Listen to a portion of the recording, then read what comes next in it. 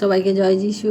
আমাদের মহান প্রেমময় পিতা প্রভু যীশু খ্রিস্টের নামে আমি আজকে সকালে সবাইকে স্বাগত জানাই। আসুন আমরা ঈশ্বরকে ধন্যবাদ দিই। আর একটি নতুন দিন তিনি আমাদের জীবনে যোগ করলেন, তাই আসুন আমরা ঈশ্বরকে ধন্যবাদ করি, তার প্রশংসা করি, তার নামকে উচ্চীকৃত করি এবং আমরা আজকে বাক্যপাঠের মধ্য দিয়ে যাই। আমি আজকে বাক্যপাঠ করব গীত সংগীতা তার 100 সংখ্যার 3 পদ। তোমরা জানিও সদাপ্রভু ঈশ্বর তিনি আমাদিগকে নির্মাণ করিয়াছেন, আমরা তাহার প্রজা ও চরানির মেষ। ঈশ্বর ও তার লোকদের মধ্যে সম্পর্ককে দেখানোর জন্য অনেক উদাহরণ বাইবেলে দেওয়া হয়েছে। যেমন ঈশ্বর রাজা, আমরা তাহার প্রজা। ঈশ্বর পিতা, আমরা তার পুত্র বা কন্যা। তিনি দ্রাক্ষালতা, আমরা শাখা। এইরূপ আজও আমরা আর একটি উদাহরণ আজকে দেখলাম যে আমাদেরকে তাহার চরানির মেষ বলা হয়েছে। আর আমরা যদি চরানির মেষ হই তবে প্রভু যীশু এক সত্যিকারের পালক। আমরা যোহন লিখিত সুসমাচার তার 10 অধ্যায় 1 থেকে আমরা 15 পদ আমরা আজকে দেখব। এখানে আমরা প্রভু যীশুকে উত্তম মেষপালক হিসাবে বলা হয়েছে, আমরা তাই দেখব। পালক কিভাবে মেষদের সাথে সম্পর্ক রাখে বা মেষেরা কিভাবে পালকের সাথে সম্পর্ক রাখে, তাই আজকে আমরা শিখব। এর জন্য আগে আমরা লিখিত সুসমাচার তার 10 অধ্যায় আমরা 14 পদ আমরা পাঠ করব। এখানে আছে, আমি উত্তম মেষপালক, আমার নিজের সকলকে আমি জানি এবং আমার নিজের সকলে আমাকে জানে। প্রভু যীশু এখানে নিজের সম্পর্কে, অর্থাৎ যে উত্তম মেষপালক সেই সম্পর্কে আমরা কিছু বৈশিষ্ট্য আমরা আজকে দেখব। উত্তম মেষপালক হিসাবে তিনি কিছু বক্তব্য এখানে রেখেছেন, আমরা তাই আজকে দেখব। এখানে আমরা দেখি যে 14 পদে এখানে দেখি যে আমার নিজের সকলকে আমি জানি, অর্থাৎ আমাদেরকে প্রভু যীশু জানেন। তিনি আমাদের প্রত্যেককে, যারা প্রভু যীশুকে বিশ্বাস করে, অনুসরণ করে, যারা তাকে মুক্তিদাতা হিসেবে গ্রহণ করছে, তাদের প্রত্যেককে তিনি জানেন। তিনি আমাদের জীবনের প্রত্যেকটি বিষয়কে জানেন। আমাদের প্রয়োজন, আমাদের দুর্বলতা, আমাদের অভাব, আমাদের শিক্ষা দীক্ষা, আমাদের জ্ঞান, আমাদের উদ্দেশ্য কি, প্রত্যেকটি বিষয় তিনি জানেন। যখন মসি বলেছিলেন যে আমি ঠিকমতো কথা বলতে পারি না, আমি কি করে যে ফরৌন রাজার কাছে গিয়ে ইসরায়েল জাতকে বের করে আনার জন্য কথা বলবো, আমি তো কথা বলতে জানি না, আমি তোতলাই। তখন প্রভু যীশু বলেন আমি জানি এবং তার ব্যবস্থাও আমি করেছি। যখন জেরেমিয়াও বললেন যে আমি তো বালক, আমি কি করব, তখন তিনি বলেন তাও আমি জানি, তাও আমি তোমাকে মনোনীত করেছি। অর্থাৎ প্রভু যীশু তার আপনদেরকে, তার প্রিয়দেরকে তিনি জানেন। আমরা দ্বিতীয়ত দেখি যে 3 পদে যখন আমরা দেখি তিনি আমাদের, অর্থাৎ উত্তম মেষপালক, তার মেষদের নাম নিয়ে ডাকেন। এখানে আমরা 3 পদ পাঠ করে দেখি যে কি, তিনি আর সে নাম ধরিয়া তাহার নিজের মেষদিগকে ডাকে ও বাইরে লইয়া যায়। অর্থাৎ আমরা এখানে দেখি তিনি আমাদের নাম ধরে ডাকেন। ঈশ্বর আমাদের প্রত্যেকের নাম জানেন। আমাদের নাম কে জানে? আমাদের এই সমাজে বা আমাদের দেশ, কে জানে আমাদের নাম? বড়জোর আমাদের আত্মীয় স্বজন, আমাদের প্রিয়জন, আমাদের বন্ধুবান্ধব, এরাই আমাদের নাম জানেন। কিন্তু আপনার নাম বা আমার নাম কি কোনো মুখ্যমন্ত্রী, কোনো রাজ্যপাল, কোনো প্রধানমন্ত্রী, এনারা কি জানেন? জানেন না। তার কারণ ওনাদের কাছে আমরা নগণ্য, খুবই নগণ্য। তার জন্য আমাদের প্রতি তাদের কোনো দৃষ্টি নেই। কিন্তু প্রভু যীশু আমাদের নাম ধরে ডাকেন। তিনি আমাদের নাম ধরে ডাকেন কারণ তিনি আমাদেরকে ভালোবাসেন, তিনি আমাদেরকে প্রেম করেন, তিনি আমাদেরকে জানেন, তাই তিনি আমাদেরকে নাম ধরে ডাকেন। আমরা জানি না যে যখন প্রভু যীশু রাস্তা দিয়ে যাচ্ছিলেন আর শোকেও গাছের উপরে প্রভু যীশুকে দেখার জন্য উঠেছিল, তখন প্রভু যীশু কী করলেন? তাকে নিচের থেকে তাকে মাথা উঁচু করে বললেন, শোকেও তুমি নেমে এসো, আমি তোমার বাড়িতে আজকে যাব। অর্থাৎ প্রভু যীশু শক্যকে তিনি নাম, শক্যের সাথে কিন্তু প্রভু যীশুর কোনো দিন পরিচয় হয়নি বা কোনো সাক্ষাৎই হয়নি শক্যের সাথে, তাও প্রভু যীশু তার নাম জানতেন, কারণ তিনি ভালোবাসেন। আমরা তারপরে দেখি, পরে বৈশিষ্ট্য দেখি যে তিনি আমাদেরকে বাইরে নিয়ে যান। আমরা সেই 3 পদে দেখি, এখানে লেখা আছে তিনি মেষদেরকে বাইরে নিয়ে যান। এখানে লেখা আছে যে নিজের মেষদেরকে তিনি কি করেন, বাইরে লইয়া যান।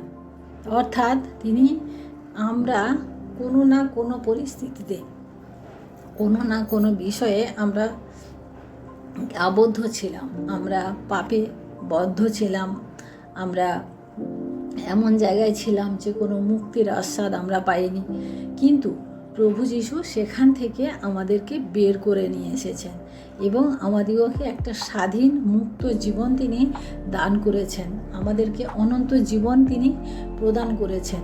কারণ আমরা যদি সেই বন্ধনের মধ্যে, সেই পাপের মধ্যে থাকতাম, তাহলে আমাদের আজকে আমরা এই জীবনটা আমরা পেতাম না। তাই আমাদের উত্তম যে পালক, অর্থাৎ প্রভু যীশু তিনি নিজেকে উত্তম পালক বলেছেন, উত্তম মেষ পালক বলেছেন।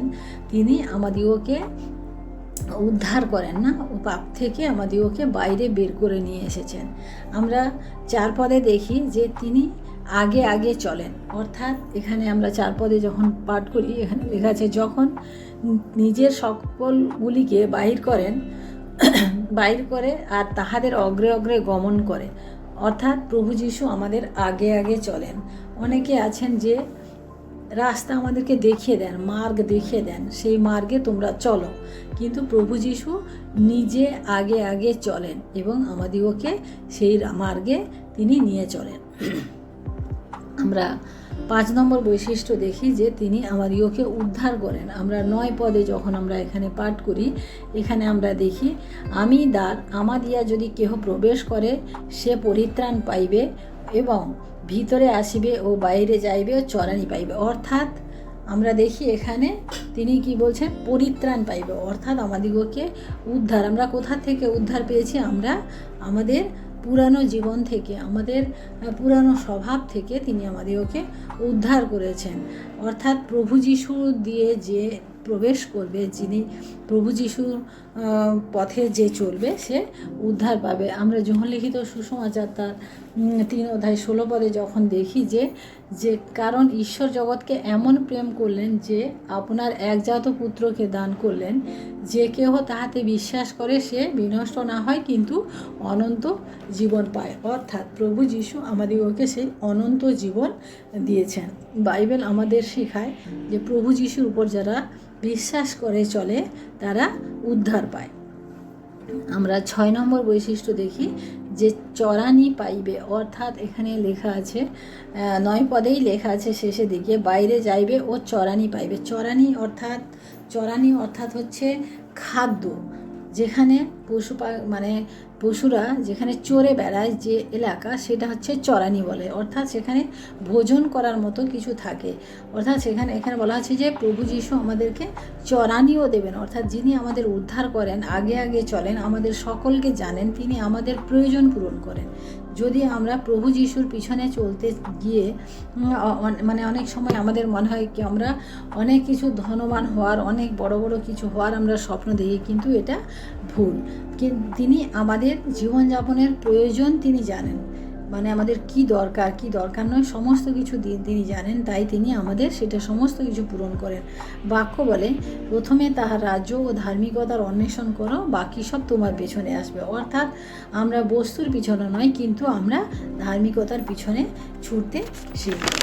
আমরা তারপরের পয়েন্টে দেখি যে প্রভু যীশুকে উত্তম মেষপালক বলার আরেকটি উদ্দেশ্য জীবন ও উপচয় দেন। অর্থাৎ তিনি আমাদেরকে জীবন ও উপচয় দেন। আমরা যখন 10 পদে এখানে পাঠ করি যে চোর আইসে কেবল চুরি, বধ ও বিনাশ করিতে পারে, আর আমি আসিয়াছি যেন তাহারা জীবন পায় ও উপচয় পায়। অর্থাৎ আমাদেরকে সেই অনন্ত জীবন এবং সেই উপচয়, যে অনন্ত জীবনের যে উপচয়, সেটা তিনি আমাদিগকে দেন। প্রভু যীশু আমাদের জীবনে আসলে আমরা জীবনের উপচয় পাবো, বাঁচার জন্য একটা কি বলবো উৎস খুঁজে পাবো যদি প্রভু যীশু আমাদের জীবনে থাকেন। আমরা তারপরে দেখি যে উত্তম মেষপালকের বৈশিষ্ট্য। আর উত্তম মেষপালক আপন মেষের জন্য প্রাণ দেয়। আমরা এখানে 11 পদে দেখি যে আমি উত্তম মেষপালক মেষদের জন্য আপন প্রাণ সমর্পণ করেন। আমরা এখানে দেখি যে প্রভু যীশু আমাদের জন্য তিনি প্রাণ দেন, দিয়েছেন। আমাদের জন্য প্রাণ দেয়। আমরা সামান্যতম অন্যের উপকার করতে গিয়েও আমরা স্বার্থ দেখি। আমাদের প্রভু যীশু আমাদের জন্য তার পিছনে যারা চলে বা যারা বিশ্বাস করে তাদের প্রত্যেকের জন্য তিনি কি করেছেন, নিজের প্রাণ দিয়েছেন। আমরা সবাই জানি, ইতিহাস সাক্ষী যে প্রভু যীশু ক্রুশে আমাদের পাপের জন্য তিনি প্রাণ দিয়েছেন। তাই তিনি উত্তম মেষপালক। আমরা পরের বৈশিষ্ট্য দেখি যে তিনি আমাদের বিপদ দেখলে যারা উত্তম মেষপালক নয়, অর্থাৎ এখানে আমরা দেখি যে যারা উত্তম মেষপালক নয় তারা কি হয়, যে বিপদ দেখলে 12 পদে আমরা যখন দেখি যে বেতনজীবী, যে আমাদের বেতনজীবী তারা কি করে, যারা প্রেম করে না, শুধু বেতনের স্বার্থে যারা কাজ করে, তারা কি করে, যে বিপদ দেখলে পালিয়ে যায়। কিন্তু আমাদের প্রভু যীশু যে আমাদের জন্য প্রাণ দিলেন, যিনি আমাদের জন্য প্রাণ দিলেন, তিনি আমাদের সুরক্ষাও করেন। দাউদের জীবনে আমরা দেখি যে তিনি আচ্ছা পালক, খুব ভালো পালক ছিলেন। তার পশুদেরকে তার মেষদেরকে যখন কোনো বন্য পশু আক্রমণ করতে আসতো, তিনি তাদের সামনা করতেন এবং তার ভেড়াদেরকে তিনি রক্ষা করতেন, কারণ তিনি তার ভেড়াদেরকে ভালোবাসতেন। তিনি তার ভেড়াদেরকে নিজের বলে ভাবতেন। সেই রকম প্রভু যীশু আমাদেরকে নিজের বলে ভাবেন, তাই তিনি আমাদের সুরক্ষা দেন। আমরা উত্তম মেষপালক, প্রভু যীশু উত্তম মেষপালক, কিন্তু আমরা মেষ হওয়ার জন্য আমাদেরও কিছু বৈশিষ্ট্য থাকা দরকার। আমরা 3 পদে দেখি যে মেষেরা তার রব শুনে, অর্থাৎ এখানে বলা হয়েছে বাক্যে যে মেষেরা তাহার রব শুনে। আমরা যখন প্রভু যীশুর রব শুনি, তা আমাদের শুনে চলতে হবে। কিভাবে আমরা সেই শব্দ শুনবো, সেই রব আমরা কিভাবে শুনবো, আমাদের বাক্য পাঠ করতে হবে এবং সেই বাক্য পাঠ করলে আমরা সেই বাক্যের মধ্য থেকে প্রভু ঈশ্বর আমাদেরকে কি বলছেন সেটা আমাদেরকে জানতে হবে। এবং মেষদের আরও বৈশিষ্ট্য হচ্ছে যে তার পশ্চাৎ চলা, অর্থাৎ মেষরা সর্বদা পশ্চাৎ চলে। তারা এদিক ওদিক হয়ে যেতে পারতো, কিন্তু যে মেষদের একটা বৈশিষ্ট্য থাকবে যে পেছনে চলা। কারণ আমাদের জাগতিক জীবনে যে আমাদের এদিক ওদিক নানান প্রলোভন নানান দিকে থাকে, কিন্তু আমাদের উদ্দেশ্য এবং আমাদের ইচ্ছা আমাদের প্রভু যীশুর প্রতি যদি আমরা রাখি, তাহলে আমরা তার পিছনে চলতে পারবো। আমরা তৃতীয়ত দেখি তাহারা মেষেরা তাহার রব শুনে এবং তার রব শুনে তার পেছনে চলে, অর্থাৎ প্রভু যীশু আমাদেরকে যা বলেন তা যেন আমরা শুনি এবং সেই মতো যেন আমরা কাজ করি। আমরা তারপরে দেখি যে আমরা অন্য কারোর পশ্চাতে যেন না যাই। 5 পদে আমরা যে অপর লোকের পশ্চাতে যাইবে না, যে ভালো মেষ যারা হবে তারা কখনো অন্যের পশ্চাতে যাবে না, কারণ সংসারে নানান মায়া নানান প্রলোভনে জড়িয়ে রয়েছে, সেই সমস্ত বিষয়ে আমরা যাব না।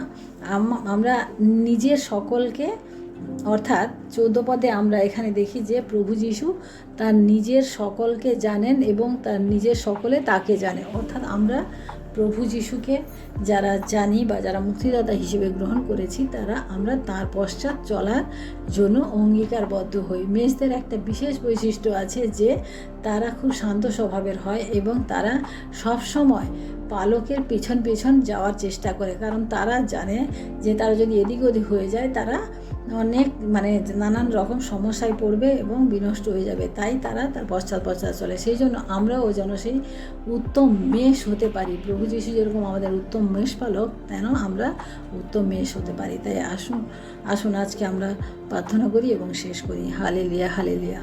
মঙ্গলময় পিতা, তোমার মহানামে ধন্যবাদ প্রশংসা করি প্রভু। আজকের এই দিনের শুরুতে প্রভু তুমি আমাদেরকে সুন্দর শিক্ষার মধ্য দিয়ে, সুন্দর বাক্যপাঠের মধ্য দিয়ে প্রভু আমাদের দিন শুরু করতে তুমি সাহায্য করলে প্রভু। তোমায় ধন্যবাদ করি প্রভু।